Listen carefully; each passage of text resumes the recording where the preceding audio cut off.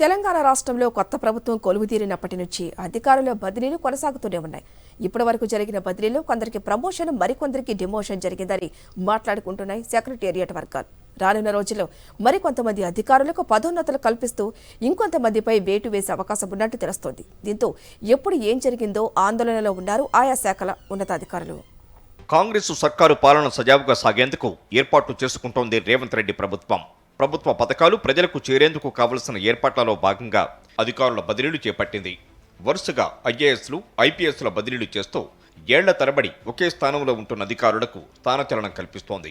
గత ప్రభుత్వంలో కీలకంగా వ్యవహరించిన అధికారులను ట్రాన్స్ఫర్ చేస్తూనే ఇప్పటి వరకు సైలెంట్గా ఉన్న అధికారులకు పదోన్నతులు కల్పిస్తూ పోస్టింగ్ ఇస్తోంది కాంగ్రెస్ ప్రభుత్వం. ప్రభుత్వం ఏర్పడిన రెండో రోజు నుంచి అధికారుల బదిలీలపై ఫోకస్ పెట్టిన సర్కార్ ఆయా శాఖలపై రివ్యూ చేస్తూ అధికారుల బదిలీలు కొనసాగిస్తోంది.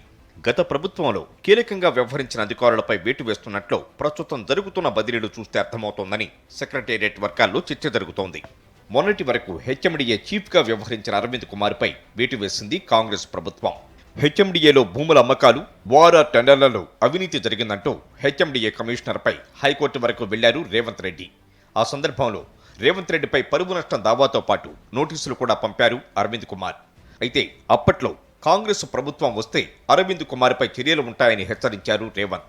అన్నట్టుగానే కాంగ్రెస్ ప్రభుత్వం రాగానే హెచ్ఎండిఏ నుంచి ఆయనను తప్పించి విపత్తు నిర్వహణ శాఖకు బదిలీ చేశారు. ఇక గత ప్రభుత్వంలో ఐటీ శాఖలో కీలకంగా వ్యవహరించిన జయేష్ రంజన్, ఆర్థిక శాఖలో కీలకంగా వ్యవహరించిన రామకృష్ణరావు, సీఎంఓలో కీలకంగా వ్యవహరించిన స్మితా సబర్వాల్పై రాబోయే రోజుల్లో చర్యలు ఉంటాయన్న చర్చ కూడా సెక్రటేరియట్ వర్గాల్లో వినిపిస్తోంది. అయితే రామకృష్ణరావుపై ఇప్పటికిప్పుడు చర్యలు తీసుకునే పరిస్థితి కాంగ్రెస్ ప్రభుత్వానికి లేదంటున్నాయి అధికార వర్గాలు. ఐటీ శాఖకు సంబంధించి శ్రీధర్ బాబు ఇప్పటికే జయేష్ రంజన్తో పాటు మరికొంతమందిపై మొదటి రివ్యూలోనే ఆగ్రహం వ్యక్తం చేశారు. శాఖపరమైన అంశాలను అంతర్గతంగా ఉంచకుండా బయట వ్యక్తులకు సమాచారం చేరవేస్తే కఠినమైన చర్యలు ఉంటాయని హెచ్చరించారు మంత్రి శ్రీధర్ బాబు.